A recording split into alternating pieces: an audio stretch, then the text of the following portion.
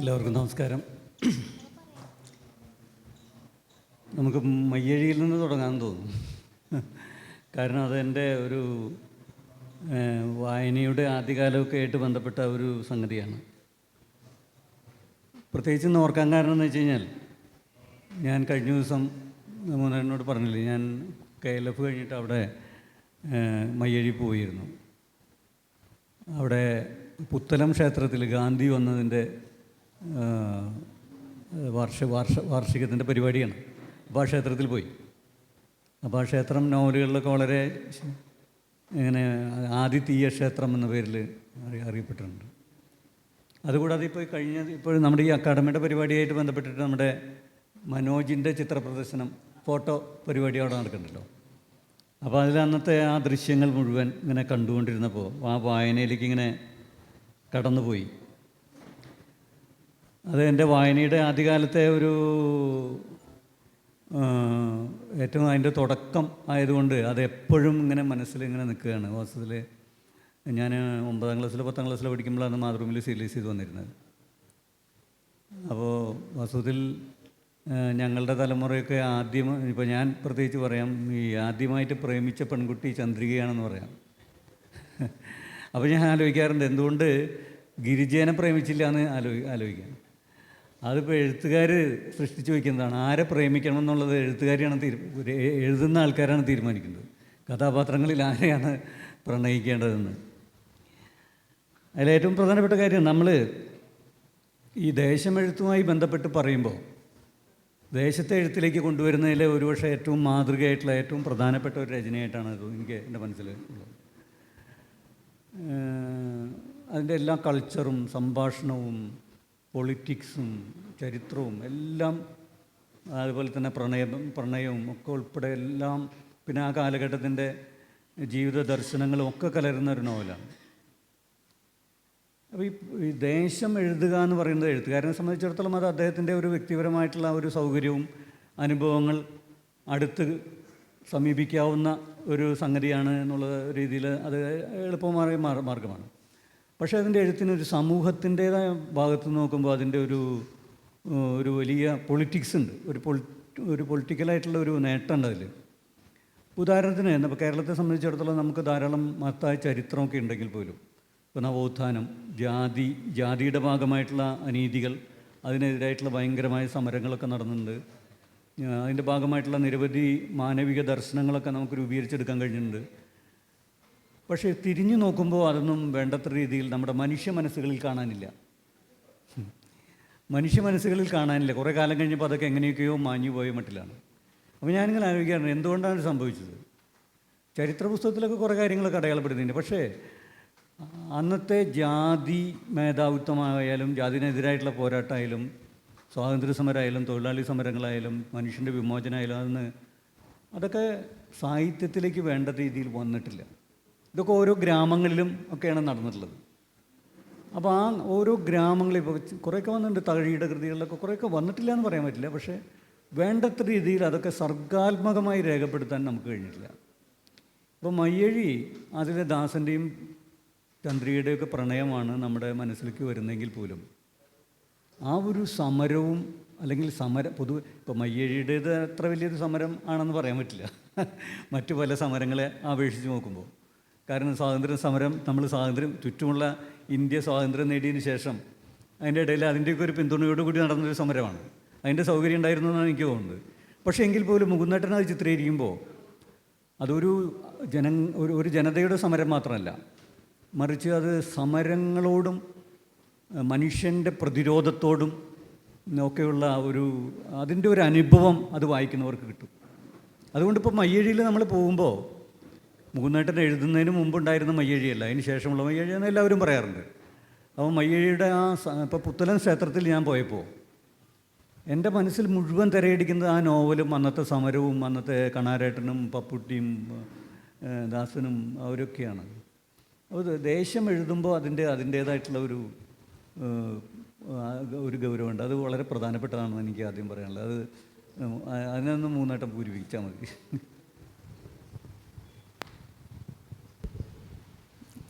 ദേശം എന്നുള്ള വിഷയം നന്നായി, എനിക്കത് ഇഷ്ടപ്പെട്ടു. കാരണം ദേശവും ജനങ്ങളും ഇല്ലാതെ സാഹിത്യം ഉണ്ടാകില്ലല്ലോ. സാഹിത്യം നമുക്ക് ശൂന്യതയിൽ നിന്നും ഉണ്ടാക്കാൻ കഴിയില്ല.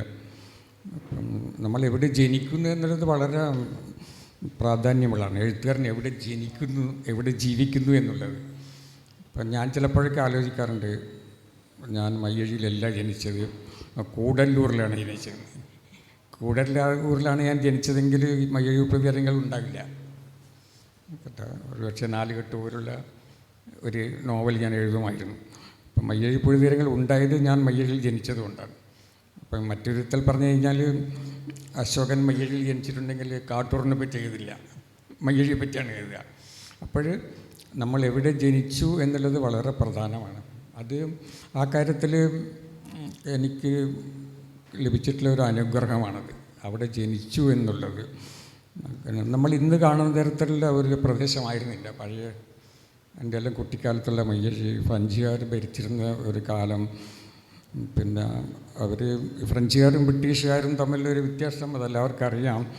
പിന്നെ ബ്രിട്ടീഷുകാർ ചെയ്ത പോലുള്ള ദ്രോഹങ്ങൾ ഫ്രഞ്ചുകാർ ചെയ്തിട്ടില്ല. അത് അവർ മറ്റ് സ്ഥലങ്ങളിൽ ചെയ്തിട്ടുണ്ട്. അൾജീരിയയിലും അവിടെ ജനങ്ങളെ അവർ ദ്രോഹിച്ചിട്ടുണ്ട്. പക്ഷേ മയ്യഴിയിലും ഫ്രഞ്ചുകാർ ആരെയും ദ്രോഹിച്ചിട്ടില്ല. അവർക്ക് താല്പര്യം ഉണ്ടായിരുന്നില്ല. അവർക്ക് മയ്യഴി എന്നുള്ള സ്ഥലം വളരെ ചെറിയൊരു സ്ഥലമല്ലേ. അപ്പം അവിടെ നിന്ന് അവർക്കൊന്നും കൊള്ളയടിച്ച് കൊണ്ടുപോകാനില്ല. അവിടെ കോഹിനൂറൊന്നുമില്ല കേട്ടോ. ബ്രിട്ടീഷുകാർ കൊള്ളയടിച്ച് കൊണ്ടുപോയാലുള്ള കോഹിനൂർ പോലുള്ള അതിങ്ങനെയൊന്നുമില്ല. പിന്നെ അവിടെ വന്നത് എന്താണെന്ന് വെച്ചാൽ അവർക്ക് അവർ നിരന്തരം യുദ്ധങ്ങൾ നടക്കുന്നൊരു കാലമായിരുന്നത്. ഫ്രഞ്ചുകാർ ബ്രിട്ടീഷുകാരുമായിട്ടും മറാഠികളുമായിട്ടൊക്കെ യുദ്ധം നടക്കുന്നൊരു പ്രദേശമായിരുന്നു. അപ്പോൾ അവർക്ക് ഒരു ചെറിയൊരു കാൽ വെക്കാനൊരു സ്ഥലം വേണമായിരുന്നു.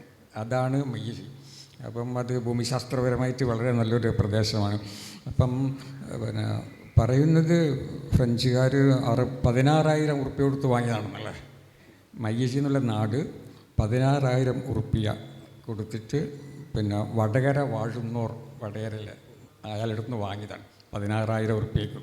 ഇന്നാണെങ്കിൽ നമുക്കൊക്കെ വാങ്ങാമായിരുന്നു. പക്ഷെ അന്ന് 16,000 രൂപ വലിയൊരു, നമുക്ക് ആലോചിക്കാൻ കഴിയാത്ത അത്രയും വലിയൊരു തുകയായിരിക്കും. അതൊരു 16,000 കോടിയായിരിക്കും ചിലപ്പോൾ. അപ്പം അങ്ങനെയുള്ളൊരു സ്ഥലത്താണ് ഞാൻ ജനിച്ചത് എന്നുള്ളത് കൊണ്ടാണ് മയ്യഴി തീരങ്ങൾ എന്നുള്ള നോവൽ എഴുതാനൊക്കെ സാധിച്ചത്. പിന്നെ അവിടെ ഒരുപാട് ഈ ഒരു സംഘർഷം ഉണ്ടായിരുന്നു. അതായത് ഇന്ത്യക്ക് സ്വാതന്ത്ര്യം കിട്ടുന്നു, ഇന്ത്യയിൽ ദേശീയ പ്രസ്ഥാനം വളരുന്നു. അപ്പം അതിൻ്റെ അലകൾ പതുക്കെ മയ്യഴിയിലേക്ക് വന്നു. അങ്ങനെയാണ് മയ്യഴിയിൽ ഈ സ്വാതന്ത്ര്യത്തിന് വേണ്ടിയുള്ള ഒരു ദാഹം, അതിനുള്ളൊരു സമരം ഒക്കെ രൂപം കൊള്ളുന്നത്. അത് മയ്യഴിയിൽ നിന്നും ഉണ്ടായതല്ല. ഈ മയ്യഴിയിലെ സ്വാതന്ത്ര്യ സമരം മയ്യഴിയിൽ നിന്നും ഉണ്ടായതല്ല, അത് പുറത്തുനിന്ന് വന്നതാണ്.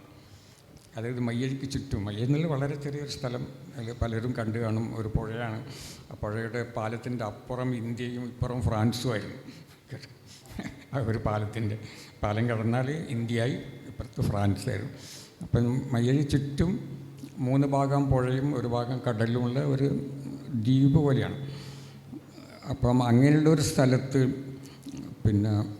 മയ്യഴിയുടെ ഉള്ളിൽ നിന്ന് ഈ സ്വാതന്ത്ര്യത്തിന് വേണ്ടിയിട്ടുള്ള മുറവിളികൾ ഉണ്ടായില്ല. അത് പുറത്തുനിന്ന് വന്നു എന്നല്ല. അതുകൊണ്ടാണ് അല്പം വൈകിപ്പോയത്. ഇന്ത്യക്ക് സ്വാതന്ത്ര്യം കിട്ടിയിട്ട് 7 വർഷം കഴിഞ്ഞിട്ടാണ് മയ്യഴിക്ക് സ്വാതന്ത്ര്യം കിട്ടുന്നത്. അപ്പം അത് ഈ അലകൾ വന്നിട്ട് ജനങ്ങളെ സ്വാധീനിച്ചു. അപ്പോഴാ മയ്യഴിയിലെ ജനങ്ങൾ, അവർക്കിത് മനസ്സിലായിട്ടില്ല. അതാണ് കുറമ്പിയമ്മ പറയുന്നുണ്ട്, എന്തിനാണ് ഫ്രഞ്ചുകാരോട് പോകാൻ പറയുന്നതെന്നുള്ളതാണ്. അവർക്കിത് മനസ്സിലാകുന്നില്ല. ഭൂരിഭാഗം ആളുകൾക്കത് മനസ്സിലായിട്ടില്ല. അവരെ കൊണ്ടൊരു ശല്യവുമില്ല. പിന്നെ എന്തിനാണ്, മാത്രമല്ല ഒരുപാട് ആനുകൂല്യങ്ങളുണ്ടായിരുന്നു.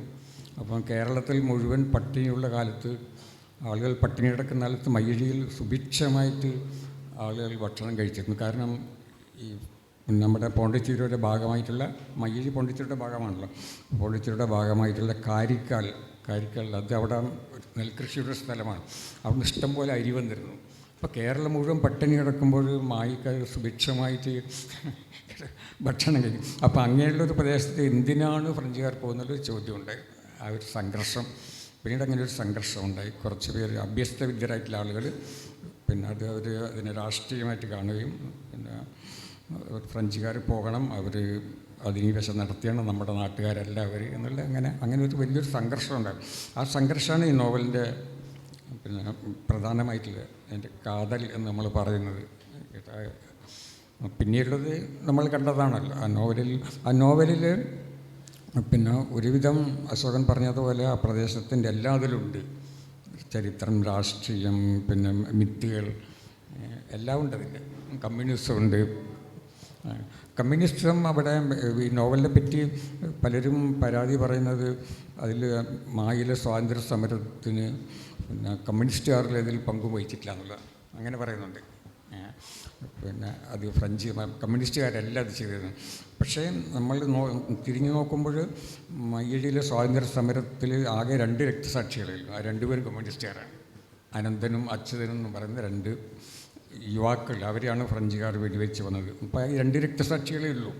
എന്നിട്ടും ഒരാരോപണമുണ്ട്, പിന്നെ മയ്യഴിയിലെ സ്വാതന്ത്ര്യ സമരം കമ്മ്യൂണിസ്റ്റുകാർക്ക് അതിലൊരു പങ്കുമില്ല എന്നുള്ളത്. അതുകൊണ്ട് ദാസൻ എന്നുള്ള കഥാപാത്രം, അനന്തൻ മാഷ് എന്നുള്ള കഥാപാത്രം അതൊക്കെ തെറ്റാണ്, ചരിത്രപരമായിട്ട് പിന്നെ തെറ്റായ കാര്യങ്ങളാണെന്ന് അങ്ങനെയൊക്കെ പറയുന്നുണ്ട്. ഇതൊക്കെയാണ് പിന്നെ അതിൻ്റെ നോവലിനെ പറ്റിയുള്ള ചില കാര്യങ്ങൾ. ഒരുപാട് നമുക്ക് സംസാരിക്കാം അതിനെക്കുറിച്ച്. പക്ഷേ ഞാൻ മയ്യഴിയെക്കുറിച്ച് മാത്രം പറഞ്ഞപ്പോൾ അശോകൻ കാട്ടൂറിനെ പറ്റിയും പറയണം. നമ്മൾ 2 പേരും ഒരാൾ മാത്രം സംസാരിക്കുകയല്ല. ഇപ്പം കാട്ടൂർ എന്നുള്ള പ്രദേശം അതിനെക്കുറിച്ച് പറയണം.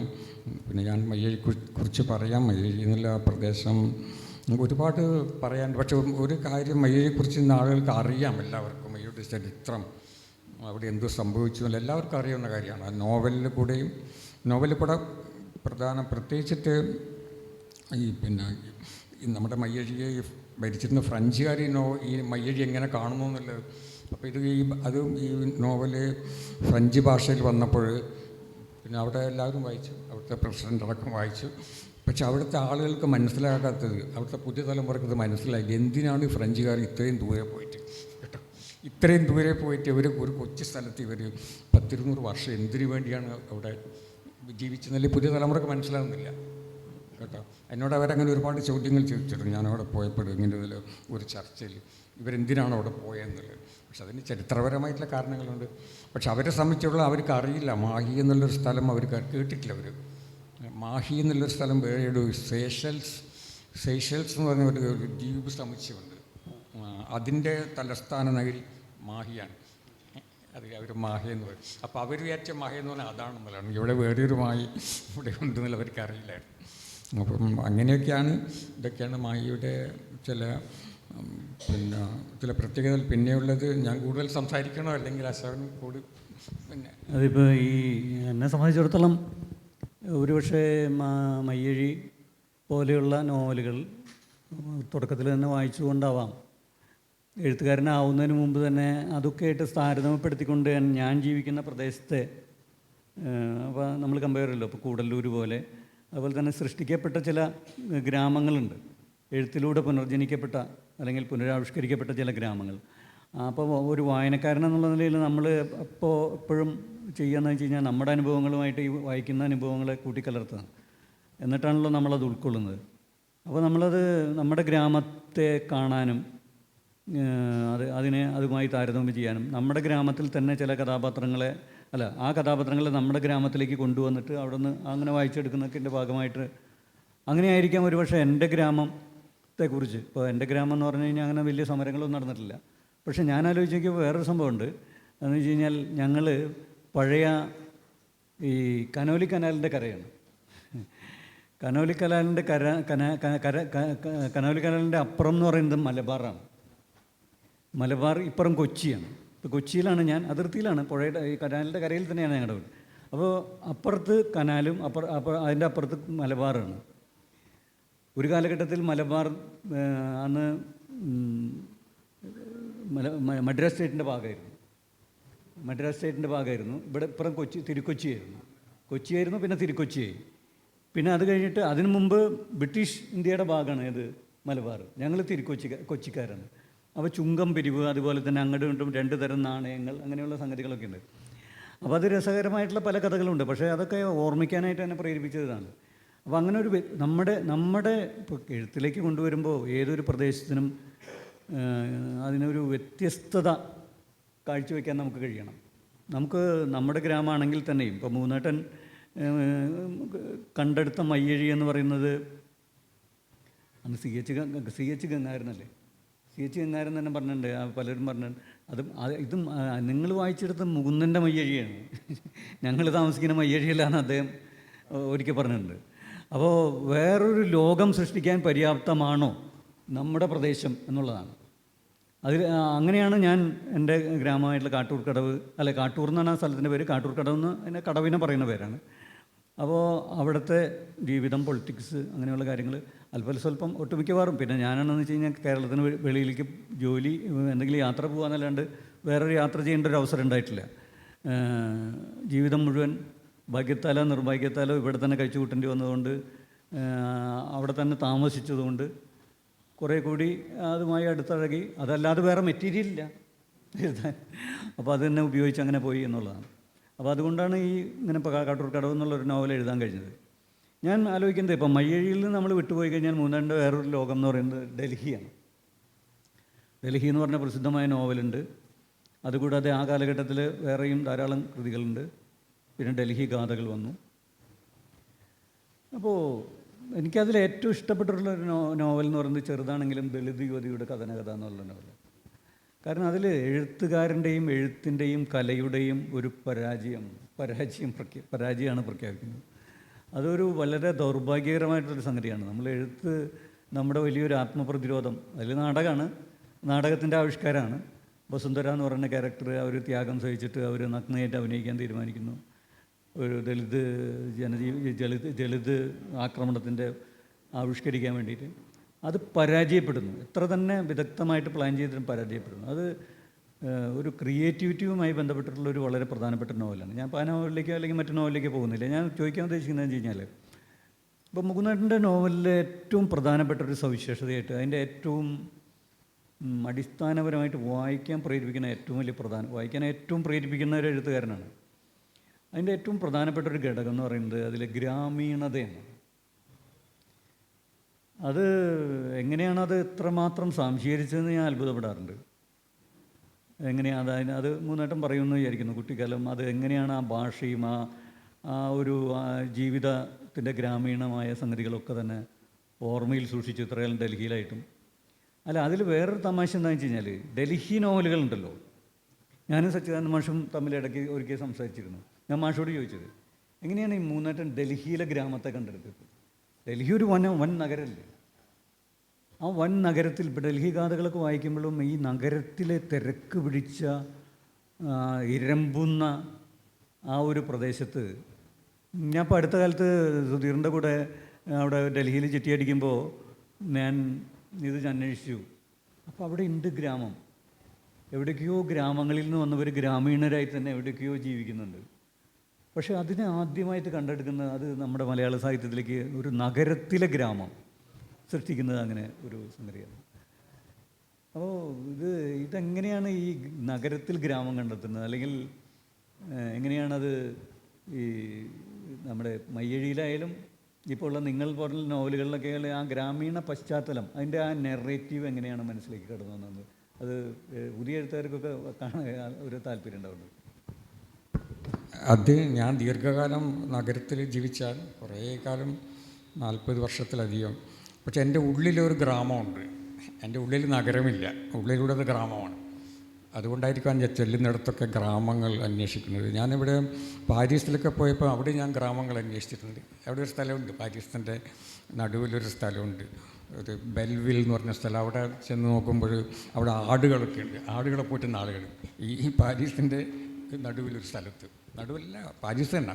അതുപോലെ എവിടെ പോയാലും ഞാൻ പെട്ടെന്ന് ഗ്രാമങ്ങളെ കണ്ടെത്തും. അതിനുള്ള കാരണം എൻ്റെ ഉള്ളിൽ ഒരു ഗ്രാമമുണ്ട്, ഞാൻ ഗ്രാമീണനാണ് എന്നുള്ളതുകൊണ്ടാണ്. ഇപ്പോഴും ഞാൻ ഗ്രാമീണനാണ്. ഞാൻ ഇന്നലെ രാമനിലയത്തിൽ താമസിക്കുമ്പോൾ അവരെന്നോട് ചോദിച്ചു, എന്താണ് രാത്രി ഭക്ഷണം വേണ്ടത്? ചിക്കൻ കറിയും പിന്നെ ചപ്പാത്തിയുണ്ട്. ഞാൻ പറഞ്ഞു എനിക്ക് കഞ്ഞി മതി. അത് എൻ്റെ ഉള്ളിലെ ഗ്രാമീണനാണത് പറഞ്ഞത്. കാരണം ഞാൻ പറഞ്ഞല്ലോ, അപ്പോൾ ആ ഗ്രാമീണനാണ് അത് മറുപടി പറഞ്ഞത്. അപ്പോൾ അവർ പറഞ്ഞ് കഞ്ഞി സംശയമാണ് സാറേ, കഞ്ഞി ഇപ്പോൾ ആരും കുടിക്കുന്നില്ല. കാരണം ഗ്രാമങ്ങളിപ്പോൾ ആർക്കും വേണ്ട, നഗരങ്ങളാണ് വേണ്ടത്. പക്ഷെ എന്നിട്ടും അവരെനിക്ക് കഞ്ഞി തന്നു. അതിൻ്റെ അർത്ഥം ഈ നഗരവൽക്കരണത്തിനിടയിലും കഞ്ഞി കുടിക്കുന്ന മനുഷ്യന്മാരുണ്ടാകും, കഞ്ഞി കുടിക്കുന്ന ഗ്രാമങ്ങളുണ്ടാകും. അല്ല, വേറെ ഇപ്പോൾ നഗരത്തിലും വലിയ ഹോട്ടലുകളിലും മാത്രമേ കഞ്ഞിയുള്ളൂ. അത് ശരിയാണ്. ഇപ്പം നഗരത്തിലെ കഞ്ഞിയുള്ളൂ, ഗ്രാമങ്ങളില്ല. പക്ഷേ നിങ്ങളുടെ നാട്ടിലൊന്നും കഞ്ഞി കിട്ടില്ല. ഇവിടെ ഞാൻ കണ്ടിട്ടുണ്ട്, തെക്കോട്ട് വരുമ്പോൾ തിരുവനന്തപുരത്തൊക്കെ വരുമ്പം കഞ്ഞിയും കപ്പയും എന്നൊക്കെ എഴുതി വെച്ചൊക്കെ പോകുക. പക്ഷേ മാഹിയിലൊന്നും അങ്ങനെ ഒരു കാണില്ല.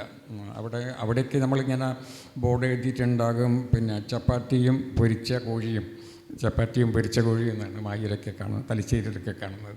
അപ്പം ഗ്രാമം ഉള്ളിൽ നിലനിർത്തണം എന്നാണ് എനിക്ക് തോന്നുന്നത്. ആ ഗ്രാമത്തിൻ്റേതായിട്ടൊരു വിശുദ്ധി ഉണ്ടല്ലോ, അത് നിലനിർത്തണം. മയ്യഴിയെ ശരിക്കും ഇത്രയും കാലം ഫ്രഞ്ചുകാർ ഭരിച്ചിട്ടുണ്ടല്ലോ, അതിൻ്റെ ആ ഗ്രാമത്തിൻ്റെ വിശുദ്ധിയും ബന്ധങ്ങളും അവിടെ ഉണ്ടായിരുന്നു. മനുഷ്യർ തമ്മിലുള്ള ബന്ധങ്ങൾ ഗ്രാമീണമായിട്ടിലെല്ലാം അവിടെ ഉണ്ടായിരുന്നു. ആചാരങ്ങൾ, അതിനെയൊന്നും ഫ്രഞ്ചുകാർക്ക് ശിഥിലമാക്കാൻ സാധിച്ചിട്ടില്ല, അവർ ശ്രമിച്ചിട്ടില്ല. അതുകൊണ്ട് അതങ്ങനെ തന്നെ നിൽപ്പുണ്ടായിരുന്നു. പക്ഷെ ഇപ്പോഴാണ് മയ്യഴി മാറി വരുന്നത്. ഡൽഹിയിലൂടെ ഞാൻ ആദ്യകാലത്ത് അവിടെ ചെല്ലുമ്പോൾ നഗരത്തിൻ്റെ അതിരുകളിൽ ഇപ്പോഴവിടെ ലേഡി ശ്രീറാം കോളേജ് എന്നൊക്കെ പറയുന്ന സ്ഥലം നിൽക്കുന്ന അതൊക്കെ ശരിക്ക് അവിടെയൊക്കെ വയലുകളായിരുന്നു, ഗോതമ്പ് വയലുകളായിരുന്നു, കോളിഫ്ലവർ പാടങ്ങൾ. അപ്പം ഞാനതിലെ കൂടെയൊക്കെ നടക്കാൻ പോകുമായിരുന്നു ആ കാലത്ത്. അപ്പോൾ ആരും വിശ്വസിക്കില്ല ഡൽഹിയിൽ ഇങ്ങനെ കോളിഫ്ലവർ പാടങ്ങളും ഗോതമ്പ് വയലുകളും ഒക്കെ ഉണ്ട് എന്നുള്ളത്.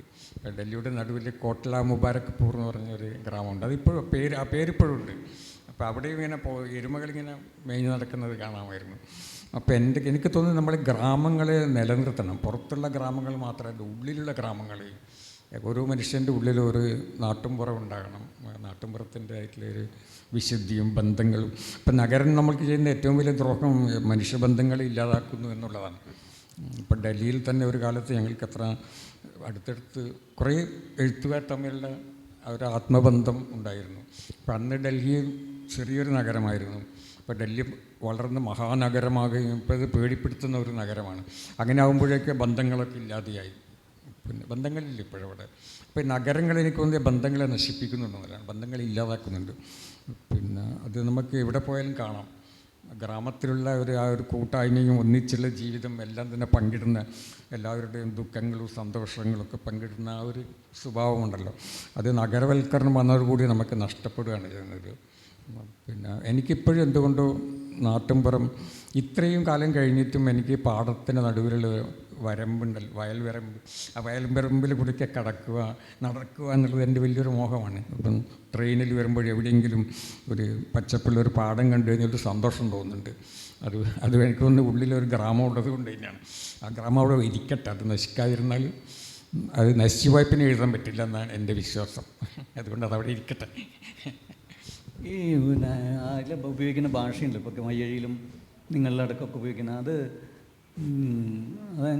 ഈ ചുരുങ്ങിയ കാലഘട്ടത്തിലെ മയ്യഴി ജീവിതം കൊണ്ട് അതെങ്ങനെയാണ്, ആരുടെ ഭാഷയാണത്? അത് ആര് സംസാരിക്കുന്നത് കേട്ടിട്ടാണ്? അല്ലെങ്കിൽ മയ്യഴി ഭാഷ വളരെ ഭാഗത്ത് തലശ്ശേരിയും വടകരയൊക്കെയുള്ള അവിടെയൊക്കെ അവർ സംസാരിക്കുന്ന ഒരു പ്രത്യേക ഒരു ഭാഷയാണ്. പക്ഷേ മയ്യഴിയുടെ ഭാഷ അതിൽ നിന്ന് കുറച്ചുകൂടി വ്യത്യസ്തമായത് എങ്ങനെയാണെന്ന് വെച്ചാൽ അതിൽ ഫ്രഞ്ച് വാക്കുകൾ കടന്നു വരാൻ തുടങ്ങി. വളരെ മായയുടെ ഭാഷ എറിയുന്നതിന് പകരം ചാടുക എന്ന് പറയുകയല്ല. ഇങ്ങനെ നമ്മൾ ഏതെങ്കിലും ഒരു സ്ഥലത്ത് നിന്ന് നമ്മൾ ചാടുന്നില്ലേ, അതിനാണല്ലോ നമ്മൾ ചാടുക എന്ന് പറയുന്നത്. പക്ഷേ മാഹിയിലത് എന്തെങ്കിലും എറിയുന്നതിനാണ് ചാടുക എന്ന് പറയുന്നത്. പിന്നെ വേറെ അങ്ങനെ പല പ്രയോഗങ്ങളുണ്ട്. ഇപ്പോൾ ലാച്ചാറ്, ദാരിദ്ര്യം, പിന്നെ അങ്ങനെയുള്ള വാക്കുകളൊക്കെ അതിനിടയിൽ ഫ്രഞ്ച് വാക്കുകൾ കലർന്നു വന്നു. അങ്ങനെ ഒരു പ്രത്യേക ഒരു ഭാഷയാണ് അവിടെ. ഇപ്പം നമ്മൾ ഒരു അപേക്ഷ കൊടുക്കുക എന്ന് പറയുന്നതിന് ഒരു ദമാന്ത് കൊടുക്കുക എന്ന് പറയുക. ദമാന്ത് എന്ന ഫ്രഞ്ച് വാക്കാണത്. ഡിമാൻഡ് എന്നുണ്ട്, ദമാന്ത് അപേക്ഷ. അതിപ്പോഴും ആളുകൾ പറയുന്നുണ്ട്, അതിനവിടെ പോയി ഒരു ദമാന്ത് കൊടുത്തുകൂടെ എന്ന് പറയുന്നുണ്ടായിരുന്നു.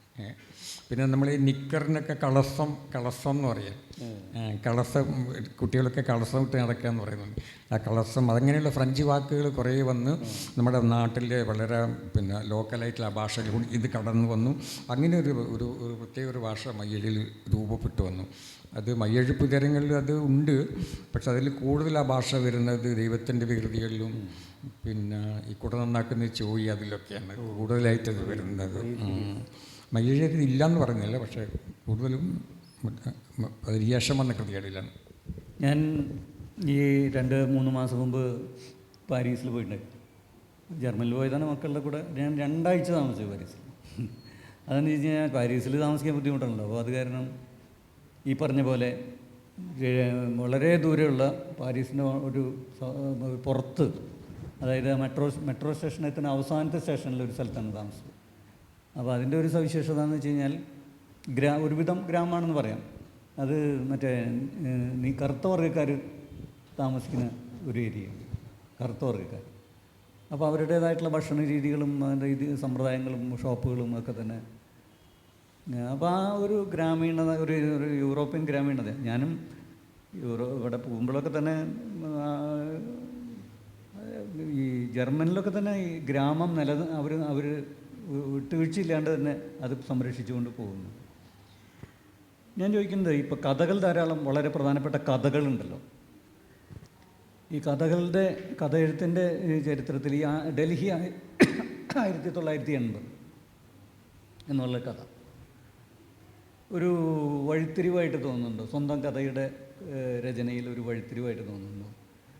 അതുവരെ എഴുതിയ കഥകളും അതിലെ വീക്ഷണവും, സാമൂഹ്യ വീക്ഷണം എന്ന് പറയാം, ദർശനം, മനുഷ്യനെ സംബന്ധിച്ചുള്ള കാഴ്ചകൾ, മനുഷ്യ സമൂഹത്തെ സംബന്ധിച്ചുള്ള കാഴ്ചകൾ, ഇതിലൊക്കെ തന്നെ ഒരു അതുവരെ ഉണ്ടായിരുന്ന കഥയിൽ നിന്നും നോവലുകളിൽ നിന്നൊക്കെ തന്നെ ഈ കഥയിൽ എന്തെങ്കിലും ഒരു പ്രശ്നം ഉണ്ടായിരുന്നു. ഈ 80കൾക്ക് എന്താണ് ഒരു പ്രത്യേകത? 80കൾ അങ്ങനെ എന്തെങ്കിലും ഒരു മാറ്റം സ്വന്തം കഥയിൽ വരുത്താൻ തക്ക തരത്തിൽ 80 എന്ന് പറയുന്നത്, ഇപ്പോൾ 80 കഴിഞ്ഞിട്ട് കുറേ വർഷങ്ങൾ പിന്നിട്ടു, പക്ഷേ 80കൾ എന്തെങ്കിലും സൂചനയായിരുന്നു ഇന്ത്യൻ രാഷ്ട്രീയത്തിൽ? ഇപ്പോൾ ഡൽഹിയിൽ ജീവിച്ച ഒരാളെന്നുള്ള നിലയിൽ ഇന്ത്യൻ രാഷ്ട്രീയത്തെ വളരെ അടുത്ത് നിന്ന് കാണാൻ കഴിഞ്ഞ ഒരാളെന്നുള്ള നിലയിൽ നമ്മുടെ രാജ്യത്തിന് വരാൻ പോകുന്ന ആഘാതങ്ങളും അല്ലെങ്കിൽ വരാൻ പോകുന്ന ആപത്തുകളുടെയൊക്കെ തന്നെ എന്തെങ്കിലും സൂചനകൾ കണ്ടിട്ടുള്ള ഒരു ബോധത്തിൻ്റെ ഒരു എഴുത്തായിരുന്നു ആ കഥ. കാരണം അതിനെ തുടർന്നുള്ള കഥകളും വളരെയേറെ മാറുന്നുണ്ട്. നോവലുകളിലും ഒരു സോഷ്യൽ ഇത് വരുന്നുണ്ട്. അതാണത് ഞാൻ അങ്ങനെ ചോദിക്കുന്നത്. ഞാൻ പിന്നെ എപ്പോഴും എഴുതുന്നത് ഞാൻ കണ്ട കാര്യങ്ങളോ അനുഭവിച്ച കാര്യങ്ങളാണ്. ചിലപ്പോൾ ഒരു അനുഭവത്തെ ഒരു കഥയാക്കി മാറ്റണമെങ്കിൽ, നോവലാക്കണം എങ്കിൽ നമുക്ക് എഴുത്തുകാരൻ്റെതായിട്ടുള്ള ഒരു സംഭാവന അതിലുണ്ടാകും, സർഗാത്മകമായിട്ടുള്ള. അത് ഒരു അനുഭവത്തെ സർഗാത്മകമായിട്ട് അവതരിപ്പിക്കുമ്പോഴാണല്ലോ ഒരു സാഹിത്യരചന ഉണ്ടാകുന്നത്. അപ്പോൾ 80കളുടെ ഒരു പ്രത്യേകത, 80കളിലാണ് ഈ ഡൽഹിയിൽ ഹിംസ ആരംഭിക്കുന്നത്. അതുവരെ പിന്നെ ഞാനൊക്കെ അവിടെ പോകുന്ന കാലത്ത് രാത്രി 12 മണിക്കൊക്കെ പിന്നെ കുടുംബങ്ങൾ, സ്ത്രീകളും കുട്ടികളൊക്കെ റോഡിൽ കൂടെ നടക്കുന്നതാണ്. അവിടെ ഒരു തിയേറ്ററുണ്ട്, റേസ് കോഴ്സ് എന്ന് പറഞ്ഞാൽ. അവിടെയാണ് ഈ മലയാള സിനിമ വരിക വല്ലപ്പോഴൊക്കെ. അത് എയർഫോഴ്സുകാരുടെ ഒരു തിയേറ്ററാണ്. ഇന്ദിരാഗാന്ധിയുടെയൊക്കെ താമസിക്കുന്ന ആ സ്ഥലത്തിൻ്റെ അടുത്താണ്. അപ്പോൾ ആ റേസ് കോഴ്സിൽ സെക്കൻഡ് ഷോ കഴിഞ്ഞിട്ട് ഞാനും എൻ്റെ ഏട്ടനും ഏട്ടൻ്റെ ഭാര്യയും ഞങ്ങളൊക്കെ നടന്നിട്ട് വരുമായ റോഡിൽ കൂടെ. ഇന്ന് നമുക്ക് ആലോചിക്കാൻ വയ്യ. പിന്നെ ആരും വിശ്വസിക്കില്ല, രാത്രി ചൂടുള്ള കാലത്ത് ഞങ്ങൾ ടെറസിൻ്റെ മുകളിൽ കിടക്കും. താഴെ വീട്ടിൻ്റെ കതക് അടക്കില്ല, ഒന്നിങ്ങനെ ചാരി വെക്കുകയുള്ളൂ കേട്ടോ. അത്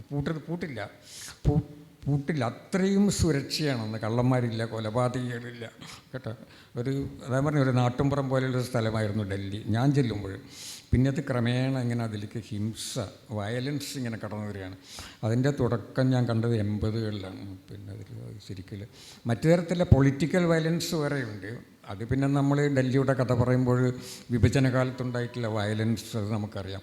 പക്ഷെ അത് മാറ്റി നിർത്തിയാൽ, ചരിത്രപരമായിട്ടുള്ള വയലൻസും രാഷ്ട്രീയമായിട്ടുള്ള വയലൻസ് മാറ്റി നിർത്തിയാൽ സാധാരണക്കാരുടെ ജീവിതത്തിൽ വയലൻസ് കടന്നു വരുന്നത് കൂടുതലും ഞാൻ കണ്ടത് 80കളിലാണ്. അപ്പം അങ്ങനെയുള്ള ഒരു നിന്നാണ് ആ ഒരു കഥ ഉണ്ടാകുന്നത്, ഡൽഹി 81 എന്നുള്ളത്.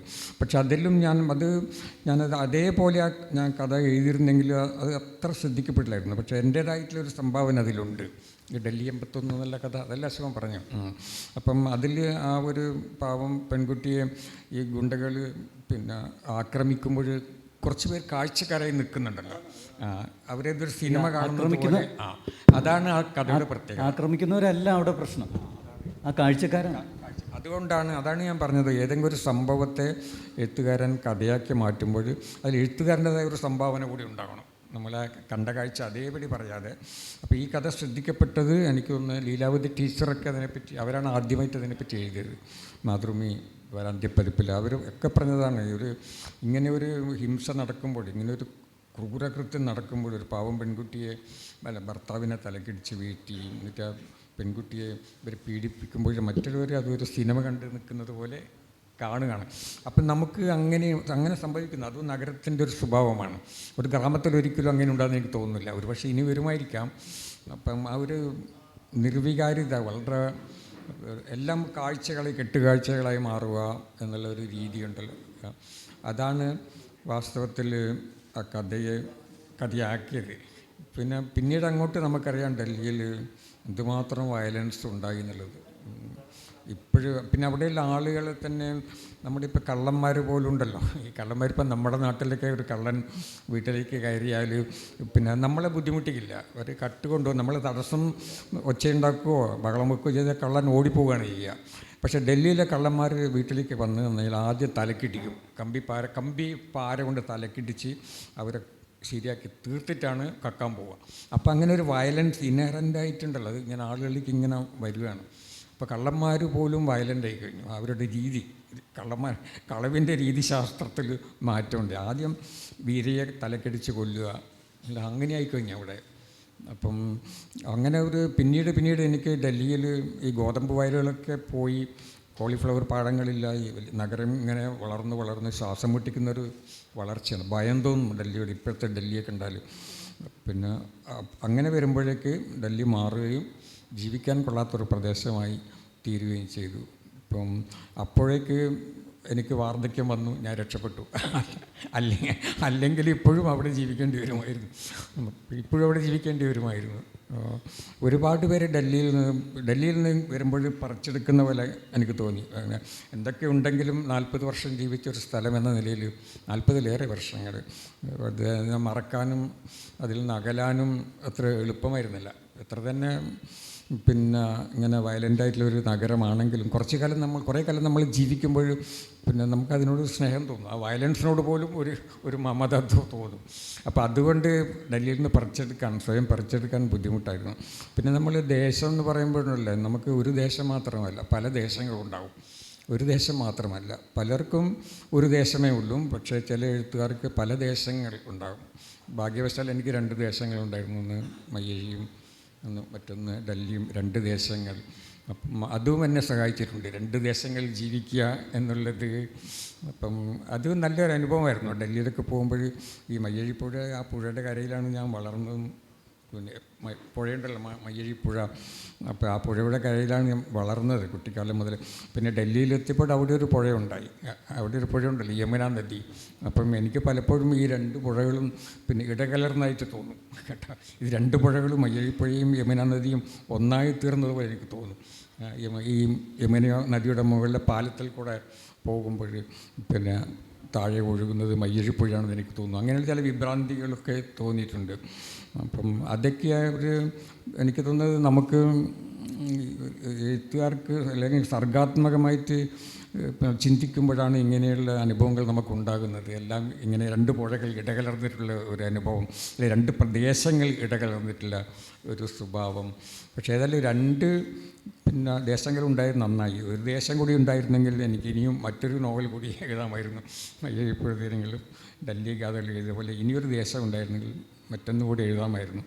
പക്ഷേ ഇനിയിപ്പം പറ്റില്ല, ടു ലേറ്റ്, വയസ്സായി. ഇനി എന്താണ് നമുക്ക് പറയാനുള്ളത്?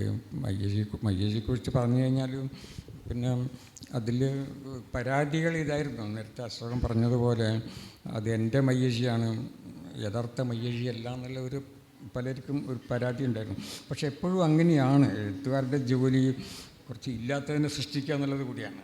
ഉള്ളതിനെ അല്ലെങ്കിൽ പുനരാവിഷ്കരിക്കുക, അല്ലെങ്കിൽ ഇല്ലാത്തതിനെ ഉണ്ടാക്കുക എന്നുള്ളതാണ് എഴുത്തുകാരൻ്റെ പണി. ഇപ്പം മാർക്കേഴ്സ് ചെയ്തെങ്ങനെയാണല്ലോ, മാക്കോണ്ടോ അത് അദ്ദേഹം ഉണ്ടാക്കിയതാണ്. അല്ലെങ്കിൽ നമ്മുടെ R.K. നാരായണൻ്റെ മാൽഗുഡി, അത് അദ്ദേഹം ഉണ്ടാക്കിയതാണ് കേട്ടോ. അങ്ങനെ എഴുത്തുകാർ അങ്ങനെയുള്ള ദേശങ്ങൾ ഉണ്ടാക്കും. അവർ സ്വയം ഉണ്ടാക്കുന്നുണ്ട്. ഞാൻ ചെയ്തത് ഉള്ള ദേശത്തിനെ ഒന്ന് ഞാൻ ക്രമീകരിച്ചു എന്നുള്ളതാണ്. അതിനൊന്ന് അതിൽ ചില മാറ്റങ്ങൾ വരുത്തി ഞാൻ ജനിച്ച ആ ദേശം മയ്യഴിയെ ഞാൻ മറ്റൊരു മയ്യഴിയാക്കി മാറ്റി. പുതുതായിട്ടൊരു മയ്യഴി ഞാൻ ഉണ്ടാക്കിയിട്ടില്ല. ഉള്ളതിനെ അതിനെ പുനരാവിഷ്കരിച്ചു എന്ന് മാത്രമേ ഉള്ളൂ. അപ്പം അങ്ങനെ അതാണ്. പക്ഷെ അത് വലിയൊരു പരാതിയായിരുന്നു. പലരും പറയുന്നത് അതവർക്ക് അറിയാത്തത് കൊണ്ടാണ്, നോവൽ എന്താണെന്ന് അറിയാത്തത് കൊണ്ടാണ് അങ്ങനെയുള്ള പരാതികൾ ഉണ്ടാകുന്നത്. അതിൽ നമ്മൾ ഡോക്ടർ കെ എൻ പണിക്കർ അതിനെക്കുറിച്ച് മനോഹരമായിട്ട് എഴുതിയിട്ടുണ്ടായിരുന്നു. ജെ.എൻ.യുണ്ടായിരുന്ന കെ എൻ പണിക്കർ സാറ് ഒരു വലിയൊരു ലേഖനം ഹിന്ദുവിൽ എഴുതിയിട്ടുണ്ടായിരുന്നു ഈ ഒരു പ്രശ്നത്തെക്കുറിച്ച്. അദ്ദേഹം പറയുന്നത് നമ്മൾ ഈ കൽപ്പിത ചരിത്രം എന്നൊക്കെ പറഞ്ഞാൽ ഇമാജിൻ ഹിസ്റ്ററി എന്നുള്ള ഇത് ഈ ഡൽഹി 1981 വാസ്തവത്തിൽ വലിയൊരു ഡൽഹി എന്ന് പറയുന്നത് ഞാൻ നേരത്തെ പറഞ്ഞ പോലെ ഇന്ത്യയുടെ ഒരു പരിച്ഛേദം. പലപ്പോഴും ഇന്ത്യയുടെ അധികാര രാഷ്ട്രീയത്തിൻ്റെയും അതിൻ്റെ പിന്നിലുള്ള ഹിംസയൊക്കെ തന്നെ വളർത്തിയെടുക്കുന്നതിൽ വലിയ പങ്കുവഹിച്ചിട്ടുള്ള ഒരു സ്ഥലം. വിഭജനത്തിൻ്റെ ഭാഗമായിട്ടുള്ള സംഘർഷങ്ങൾ, മഹാത്മാഗാന്ധിയെ വധിക്കുന്നത്, അതുപോലെ തന്നെ സിഖ് കൂട്ടക്കൊല, അങ്ങനെയായിട്ടുള്ള നിരവധി രാഷ്ട്രീയ പാർട്ടികൾ രാഷ്ട്രീയ ഇടപെടലുകളിൽ തന്നെ സംഘർഷം ഉണ്ടാക്കിയിട്ടുള്ള ഒരു പ്രദേശത്ത് നിന്നിട്ടാണ് ആ കഥ എഴുതുന്നത്. അപ്പോൾ അതിൽ ഇപ്പോൾ ഇന്ന് നമ്മുടെ കേരളമടക്കമുള്ള സമൂഹങ്ങളെയൊക്കെ ബാധിച്ചുകൊണ്ടിരിക്കുന്ന ഒരു എല്ലാത്തിനെയും കാണുക, ആസ്വദിക്കുക, അതാണ്.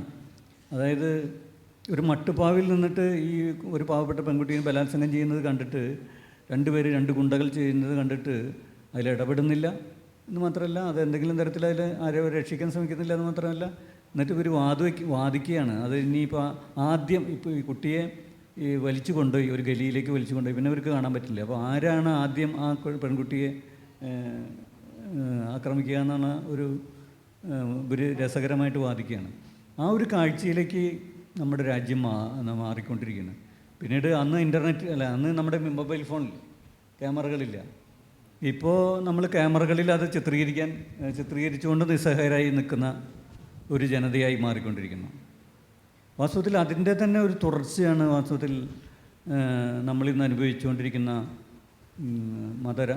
മതരാഷ്ട്രീയത്തിൻ്റെ വളർച്ച, മതഭീകരത, മറ്റുമൊക്കെ അതിൻ്റെ ഭാഗമായിട്ടുള്ള മതരാഷ്ട്രവാദം, സാമ്രാജ്യത്വമൊക്കെ ആയിട്ടുള്ള അതിൻ്റെ ബന്ധം.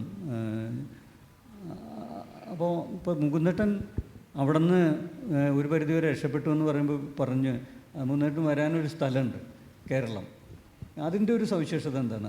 അതെങ്ങനെയാണ് അത് തിരിച്ചെത്തുമ്പോൾ ഇപ്പോൾ കേരളം ഒരു ബദൽ ആണോ?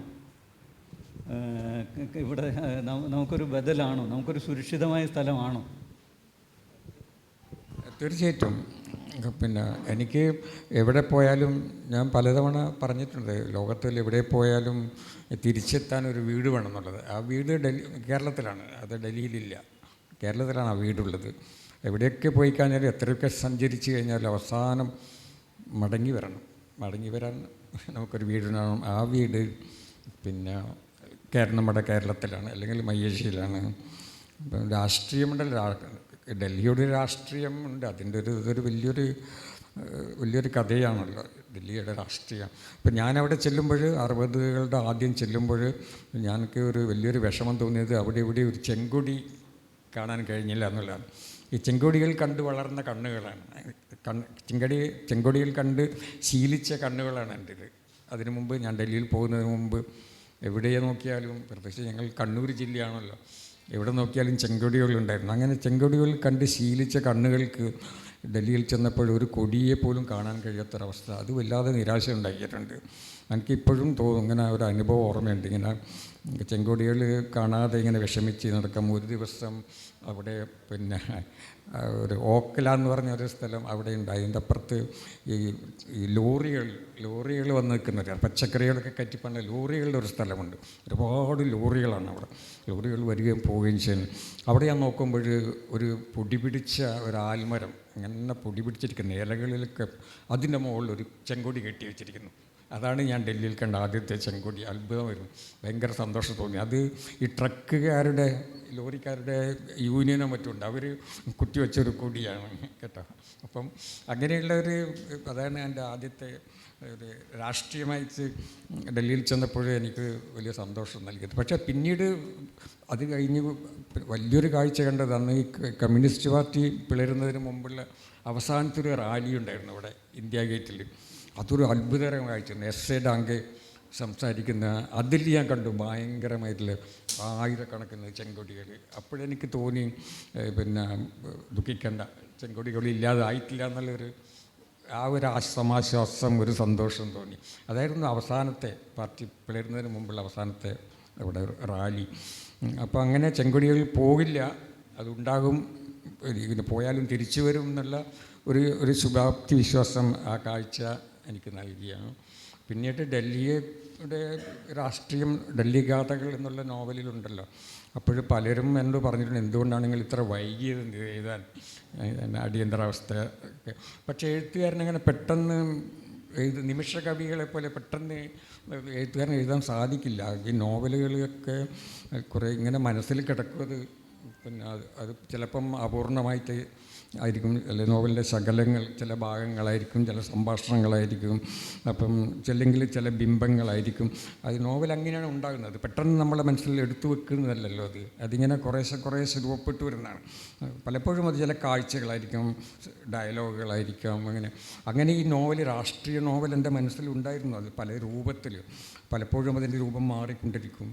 ഈ മരുഭൂമിയിലെ മണൽത്തിട്ടകൾ കാറ്റടിക്കുമ്പോൾ ഇങ്ങനെ മാറി വരും അതിൻ്റെ ഷേപ്പ്. അതുപോലെ ഈ ഡൽഹി രാഷ്ട്രീയ നോവൽ എൻ്റെ മനസ്സിൽ കിടന്ന് ഇങ്ങനെ പലപ്പോഴും ഇങ്ങനെ രൂപം മാറിക്കൊണ്ടിരുന്നു. പക്ഷെ അങ്ങനെ വർഷങ്ങൾ കടന്നു പോയപ്പോഴേക്ക് ഒരിക്കൽ ഈ ഉള്ളിൽ നിന്നുള്ള നിലവിളി വന്നു, എഴുതാൻ വേണ്ടി. അത് ഉള്ളിൽ കിടന്ന് നിലവിളിക്കും നോവൽ. ഇപ്പോഴും അങ്ങനെ നോവലുകൾ എൻ്റെ മനസ്സിലുണ്ട്. ചില നോവലുകൾ സങ്കടപ്പെട്ട് കരയുന്നുണ്ട് ഞാൻ എഴുതാത്തതുകൊണ്ട്, ചില നോവലുകൾ ശുഭിതരാകുന്നുണ്ട് എൻ്റെ ഉള്ളിൽ കിടന്നുകൊണ്ട് ഞാൻ എഴുതാത്തതുകൊണ്ട്. എത്ര നോവലുകളാണ് നമ്മൾ ഒരു ജീവിതത്തിൽ എഴുതുക.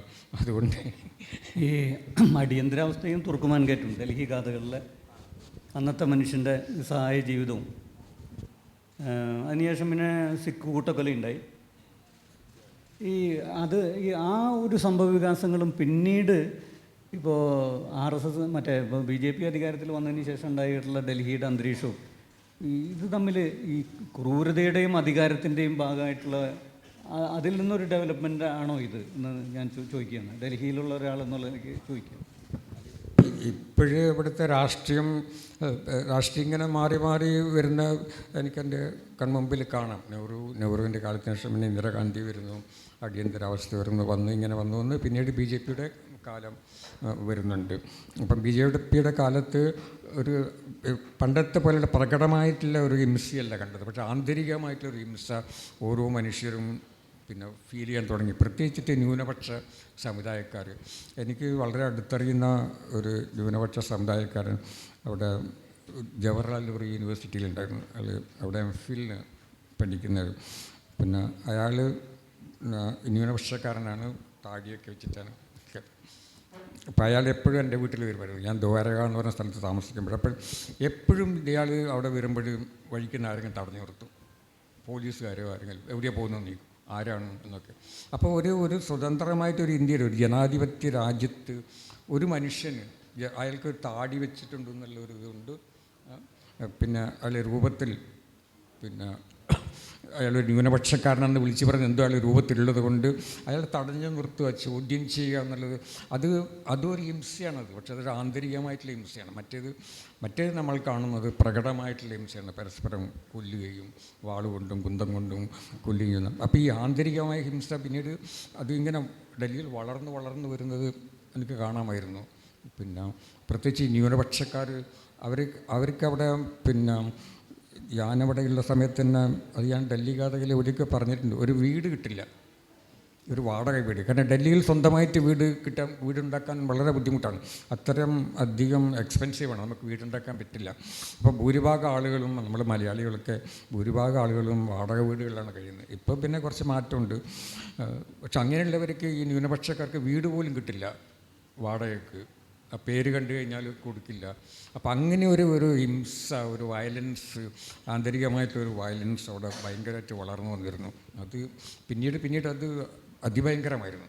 പിന്നെ ആം ആദ്മി പാർട്ടി അധികാരത്തിൽ വന്നപ്പോൾ കുറേയധികം പ്രതീക്ഷകളുണ്ടായിരുന്നു. പക്ഷേ ആ പ്രതീക്ഷകളൊന്നും പിന്നെ അങ്ങനെ പ്രതീക്ഷ വെച്ച് പുലർത്തിയവർക്കൊക്കെ പിന്നീട് നിരാശയാണ് ഉണ്ടായത്. ആം ആദ്മി പാർട്ടി ഒരു പുരോഗമന രാഷ്ട്രീയത്തിൻ്റെ മുഖമായിട്ടാണ് നമുക്കൊക്കെ അനുഭവപ്പെട്ടത്. പക്ഷേ പിന്നീട് അവർ അവിടെ ഉണ്ടല്ല പല പ്രശ്നങ്ങളും ന്യൂനപക്ഷത്തിൻ്റെ ഭാഗത്ത് നിൽക്കാതെ മറുഭാഗത്ത് നിൽക്കുന്ന ഒരു നിലപാടാണ് കൈക്കൊണ്ടത്. അതാണ് ഇപ്പം ഡൽഹിയിലുള്ള പുതിയ തലമുറയെ ഏറ്റവും അധികം നിരാശരാക്കിയതാണ് ഈ ആം ആദ്മി പാർട്ടി. അവരുടെ വരവ് ഭയങ്കരമായിരുന്നു. BJP തകർത്തുകൊണ്ടാണല്ലോ അവരവിടെ വന്നത്. പക്ഷേ പിന്നീട് അവരുടെ നിലപാടിൽ നമ്മൾ പ്രതീക്ഷ തരത്തിലുള്ള ഒരു അങ്ങനെയുള്ളൊരു നിലപാടായിരുന്നില്ല. അതൊക്കെ എങ്ങനെയാക്കി ചുരുക്കി പറഞ്ഞാൽ എൻ്റെ അവസാന കാലത്തെ ഡൽഹി ജീവിതം വളരെയധികം നിരാശാഭരിതമായിരുന്നു. ഒരുപാട് ദുഃഖങ്ങളും സങ്കടങ്ങളും പിന്നെ പ്രതീക്ഷകളില്ല. അങ്ങനത്തെ ഒരു അവസ്ഥയിലാണ് ഞാൻ ഡൽഹി ഉപേക്ഷിച്ച് നാട്ടിലേക്ക് വരുന്നത്. ഒരു മതരാഷ്ട്രീയ പാർട്ടി അധികാരത്തിലിരിക്കുന്നു എന്ന് പറഞ്ഞു കഴിഞ്ഞാൽ അതൊരു രാഷ്ട്രീയ പ്രശ്നം മാത്രമല്ല, അത് രാഷ്ട്രീയ ബലാബലത്തിലോ അല്ലെങ്കിൽ പാർലമെൻ്ററി ഡെമോക്രസിയുടെ ഭാഗമായിട്ടുള്ള വോട്ടെടുപ്പിലോ മാത്രം ബാധിക്കുന്ന ഒരു വിഷയമല്ല. അത് മനുഷ്യ മനസ്സിൽ ഭയങ്കരമായിട്ടുള്ള മാറ്റങ്ങളുണ്ടാക്കും. ഇപ്പം തന്നെ കേരളത്തിലുള്ള ആൾക്കാരാണ് നമുക്കറിയാവുന്ന കേരളത്തിലുള്ള ആൾക്കാരിൽ തന്നെ മനസ്സിൽ വലിയ മാറ്റം വന്നിട്ടുണ്ട്. അതായത് വെറുപ്പാണ്. അതായത് പ്രധാനപ്പെട്ട പ്രത്യയശാസ്ത്രം എന്ന് പറയുന്നത് വെറുപ്പാണ്. അതായത് സ്വാതന്ത്ര്യ സമരത്തിൻ്റെ കാലഘട്ടത്തിൽ എല്ലാവരും ഐക്യത്തോടു കൂടി എല്ലാ ഗാന്ധിയുടെയും ഒക്കെ നേതൃത്വത്തിൽ എല്ലാ മതസ്ഥരും മതവിഭാഗങ്ങളുടെ ഐക്യം എന്നുള്ളതാണ് ഇന്ത്യയുടെ ഐക്യം എന്നുള്ളതിൽ ഗാന്ധി കണ്ടത്. അതിൽ നിന്ന് വിട്ടിട്ട് വെറുക്കാൻ പ്രേരിപ്പിക്കുകയാണ്. വെറുക്കാൻ പ്രേരിപ്പിക്കുന്നത് വെച്ച് കഴിഞ്ഞാൽ ഇപ്പോൾ ദളിതരെ വെറുക്കാൻ പ്രേരിപ്പിക്കുന്നു, മുസ്ലിം ജനവിഭാഗത്തെ വെറുക്കാൻ പ്രേരിപ്പിക്കുന്നു, അതുപോലെ തന്നെ പാവപ്പെട്ടവരെ വെറുക്കാൻ പ്രേരിപ്പിക്കുന്നു. സർക്കാർ ഉദ്യോഗസ്ഥന്മാർ ഇപ്പോൾ ഈ ഇന്ത്യയിലെ ഫാസിസത്തിൻ്റെ കടന്നുവരവ് ഒരു തരം മാനസിക തലത്തിലാണെന്ന് എനിക്ക് തോന്നുന്നില്ല. അതായത് ഇന്ത്യൻ ഫാസിസത്തിൻ്റെ ഇപ്പോൾ ജർമ്മൻ ഫാസിസത്തെക്കാളും ഇറ്റലിയിലെ ഇതിനേക്കാളും ഒക്കെ തന്നെ യൂറോപ്യൻ ഫാസിസത്തെക്കാളൊക്കെ വളരെ അപകടകരമായിട്ടുള്ളതാണ് ഇന്ത്യയുടെ ഒരു ബ്രാഹ്മണിക് ഫാസിസം എന്ന് പറയുന്നത്. അത് പഴയ കാലം മുതലേ ഉള്ളതാണ്. അത് അടിച്ചമർത്തലിൻ്റെയും ക്രൂരതയുടെയും ഒരു വലിയ ലോകമാണ് അത് സൃഷ്ടിച്ചിട്ടുള്ളത്. അത് പിന്നീട് പോയി. ഇപ്പോൾ അതേ മട്ടിലല്ല അവിടേക്ക് കടന്നു വരുന്നത് നമുക്കറിയാം. പക്ഷേ നമ്മുടെ എല്ലാ അധികാരങ്ങളെയും അത് ബാധിച്ചിട്ടുണ്ട്. ഇപ്പോൾ സർക്കാർ ഓഫീസിലെ ഒരു ചെറിയ അധികാരമുള്ള ഒരാൾ പോലും ഒരു ബ്രാഹ്മണിക് അധികാരമാണ് അവർ ഉപയോഗിക്കുന്നത്. അവൻ ചിലപ്പോൾ ജനിച്ചത് വേറെ ജാതിയിലാവും. ഇത് ലോകത്ത് എല്ലായിടത്തും ഉണ്ട്. ഞാൻ ജർമ്മനിയിൽ പോയപ്പോൾ അവിടെ ഈ നാസി പാർട്ടി ഇപ്പോൾ ഒരു വിഭാഗമുണ്ട്, ഒരു ചെറിയ വിഭാഗമുള്ളൂ. പക്ഷേ അവിടുത്തെ മറ്റ് കക്ഷികളൊക്കെ വളരെ ശക്തമായിട്ട് അവഗണിച്ച് അവരുമായിട്ട് കൂട്ടുകൂടില്ല എന്നുള്ള ഒരു ദൃഢനിശ്ചയം എടുത്തിട്ട് അതിൻ്റെ ഭാഗമായിട്ട് അത് ഒതുങ്ങിയിരിക്കുകയാണ്. പക്ഷേ അതിൻ്റെ അകത്തുള്ളത് ഞാൻ പരിശോധിച്ച് നോക്കിയപ്പോൾ അതിൽ ജൂത യുവാക്കൾ വരെയുണ്ട്. എന്ന് വെച്ച് കഴിഞ്ഞാൽ ഫാസിസം രൂപം മാറി അത് പല തലത്തിലാണ് അങ്ങനെ കടന്നു വന്നുകൊണ്ടിരിക്കുന്നത്. ഇന്ത്യൻ മനസ്സുകളിലേക്കും അത് കടന്നു വന്നുകൊണ്ടിരിക്കുന്നത് ആ രൂപത്തിലാണ്, ഒരു വെറുപ്പിൻ്റെ ഒരു അന്തരീക്ഷത്തിലാണ് വന്നുകൊണ്ടിരിക്കുന്നത്. ഞാനിപ്പോൾ ഇപ്പോഴത്തെ പുതിയ നോവൽ നിങ്ങളിലേക്ക് വരാം. നിങ്ങൾ എന്ന് പറഞ്ഞ ആ നോവൽ തന്നെ ഒരു ക്രാഫ്റ്റിൽ എനിക്ക് എന്നെ രസകരമാക്കിയിട്ടുള്ളത് നിങ്ങൾ എന്ന് പറഞ്ഞിട്ടുള്ളൊരു നെരേറ്റർ എവിടെയെങ്കിലും ഉണ്ടായിട്ടുണ്ട്? നിങ്ങൾ, ഞാൻ, അല്ലെങ്കിൽ അയാൾ, അല്ലെങ്കിൽ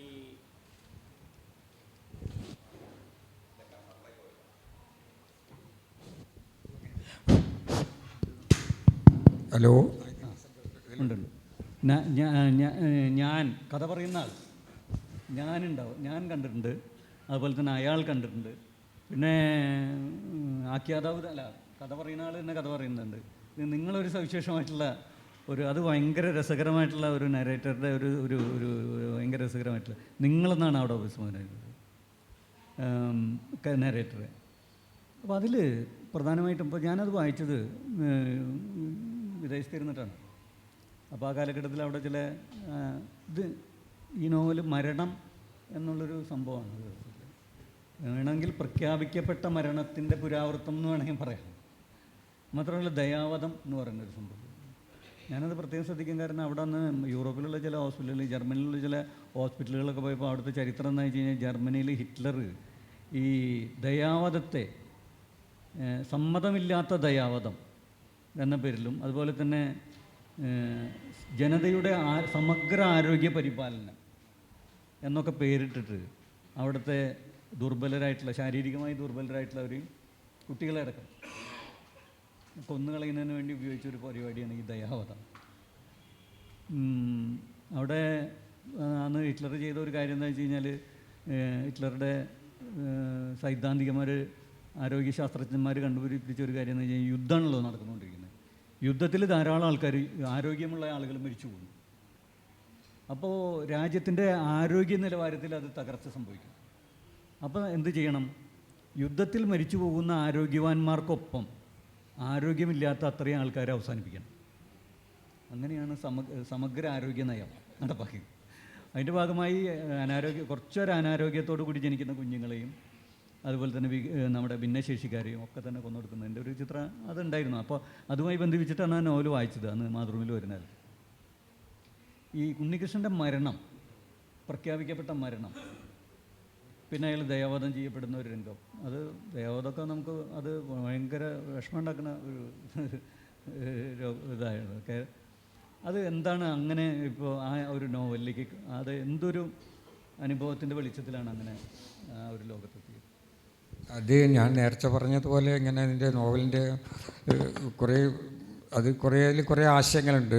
ആദ്യം ഒരാശയം വരുന്നു, അത് എൻ്റെ തുടക്കം അങ്ങനെയാണ്. തുടക്കത്തെ ഒരാശയത്തിൽ നിന്നാണ് എനിക്ക് കിട്ടിയത്. അത് മറ്റേ അരുണ ഷാൻബോഗ് എന്ന് പറഞ്ഞ നമ്മുടെ മുംബൈയിലാണ്. അവിടെ അവർ 10-30 വർഷം വെറും ഒരു വെജിറ്റബിളായിട്ട് കിടക്കുകയായിരുന്നല്ലോ. ഒരു ആ സുന്ദരിയായ പെൺകുട്ടി അവസാന രൂപം കണ്ടിട്ടില്ല, ഇങ്ങനെ കൈയെല്ലാം ഇങ്ങനെ വളഞ്ഞ് ഇങ്ങനെ 30ഓളം വർഷം ഇങ്ങനെ കിടക്കുമായിരുന്നു. അപ്പം ആ കുട്ടിയെ എന്തിനാണ് ഇങ്ങനെ കഷ്ടപ്പെടുത്തിയെന്നുള്ളൊരു ഞാൻ എന്നോട് തന്നെ ചോദിച്ചാൽ, അങ്ങനെയാണ് ഞാൻ ദയാവധത്തെക്കുറിച്ച് കുറച്ച് ഇങ്ങനെ അന്വേഷിച്ചപ്പം ലോകത്തിൽ പല സ്ഥലത്തും അതുണ്ട്, അംഗീകരിച്ചിട്ടുണ്ട്. പക്ഷേ ഭൂരിഭാഗം രാജ്യങ്ങളിലും അതില്ല. കാരണം അത് അവർ പറയുന്നത് അത് മിസ്യൂസ് ചെയ്യും എന്നുള്ളതാണ്. നമുക്ക് ആരെങ്കിലും, പ്രത്യേകിച്ച് നമ്മൾ ഈ പറഞ്ഞ ഈ ഫാസിസം പോലെയുള്ള ഐഡിയോളജി വളർന്നു വരുന്ന ലോകത്തിൽ പിന്നെ എതിരാളികളെ ഇല്ലാതാക്കാൻ വളരെ എളുപ്പമായിരിക്കും ഈ ദയാവധം. പിന്നെ അത് നിയമപരമായി നടപ്പിലാക്കി കഴിഞ്ഞാൽ നമ്മൾക്ക് ഒരാളെ ഇല്ലാതാക്കണമെങ്കിൽ പിന്നെ ഇപ്പോഴേ അതിന് നമ്മൾ കൊട്ടേഷൻ സംഘത്തിനെ കേൾപ്പിക്കുന്നുണ്ട്.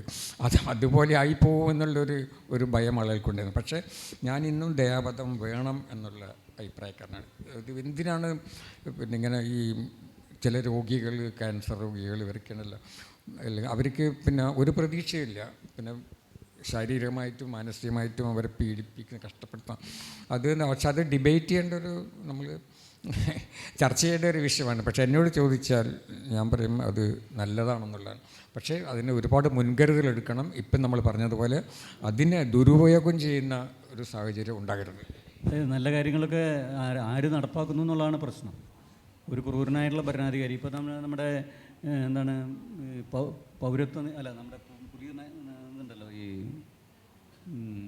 എന്താണ് ഏകീകൃത സിവിൽ കോഡ്, വാസ്തവത്തിൽ അത് സ്വാതന്ത്ര്യത്തിൻ്റെയും മനുഷ്യാവകാശത്തിൻ്റെയും സ്ത്രീ സംരക്ഷണയുടെ ചില പ്രശ്നങ്ങൾ ഉൾക്കൊള്ളുന്നതാണ്. നടപ്പാക്കുന്നതിലൊന്നും തെറ്റില്ല. പക്ഷെ അത് ആര് നടപ്പാക്കുന്നു എന്നുള്ളതാണ്. അതൊരു മറ്റൊരു മതത്തെ മാത്രം കേന്ദ്രീകരിച്ചിരിക്കുന്ന ഒരു ശക്തി അധികാരത്തിലിരിക്കുമ്പോൾ അവർ നടപ്പാക്കുമ്പോൾ എങ്ങനെയായിരിക്കുമെന്നുള്ള ഉത്കണ്ഠയാണ് രാജ്യത്തുള്ളത്. അല്ലാണ്ട് അത്തരത്തിലുള്ള ജനാധിപത്യ നീതികളൊന്നും നടപ്പാക്കുന്നതിൽ ആർക്കും വിഷമമില്ല. പക്ഷെ അത് ഒരു വിഭാഗീയമായി നടപ്പാക്കുമ്പോൾ, അതും എതിരാളി നടപ്പാക്കുമ്പോൾ, കോഴിക്ക് വേണ്ടിയുള്ള നിയമം കുറുക്കം നടപ്പാക്കുമ്പോഴുള്ള പ്രശ്നമാണ് അത് തന്നെയാണ് ദയാവധത്തിലൊക്കെ വരുന്നത്. നമുക്കിനി ഇത് അവസാന ഘട്ടത്തിലേക്ക് വരുമ്പോൾ ചോദ്യങ്ങളിലേക്ക് വരാം. കുറച്ച് സമയം ബാക്കിയുണ്ട്. അത് എന്തെങ്കിലും ഈ സംഭാഷണവുമായി ബന്ധപ്പെട്ട് അല്ലെങ്കിൽ മൂന്നൻ്റെ രചനകളുമായി ബന്ധപ്പെട്ട് ചോദ്യങ്ങൾ ആർക്കെങ്കിലും ചോദിക്കാം. അങ്ങ് ഫ്രാൻസിനെ ഒരു സ്വദേശം എന്ന നിലയിൽ കാണുന്നില്ല, പക്ഷെ ഒരു ദേശം എന്നുള്ള നിലയ്ക്ക് അതിൻ്റെ ആ രാജ്യത്തെ, അതിൻ്റെ കൾച്ചറിനെ എങ്ങനെയാണ് കാണുന്നത്? അല്ല, ഫ്രാൻസ് ഒരിക്കലും എൻ്റെ ദേശമാകില്ല. കാരണം അത്രയധികം ഞാൻ അവിടെ ജീവിച്ചിട്ടില്ല. അവിടെ ഞാനിങ്ങനെ പോവുകയും വരികയും ചെയ്യുന്ന ഒരാളായിരുന്നു. അങ്ങനെയുള്ള അതുകൊണ്ട് ഫ്രാൻസ് എൻ്റെ ഒരു ദേശമല്ല. പക്ഷെ ഫ്രാൻസ് ഒരുപാട് എന്നെ സ്വാധീനിച്ചിട്ടുണ്ട്. അവരുടെ ജീവിത രീതികളും, പ്രത്യേകിച്ച് അവിടുത്തെ എഴുത്തുകാർ, ചിന്തകർ, അവരൊക്കെ ഞാൻ അവരെയൊക്കെ ഒരുപാട് പിന്തുടർന്നിട്ടുണ്ട്. കുറച്ചൊക്കെ ചിലയിടങ്ങളിലൊക്കെ അവരെന്നെ സ്വാധീനിച്ചിട്ടുണ്ട്. അത്രയേ ഉള്ളൂ. അതിനപ്പുറം ഇതെൻ്റെ ഒരു ദേശമാകുന്നില്ല. പിന്നെ ദേശമാകണമെങ്കിൽ നമ്മളവിടെ ദീർഘകാലം ജീവിക്കണം.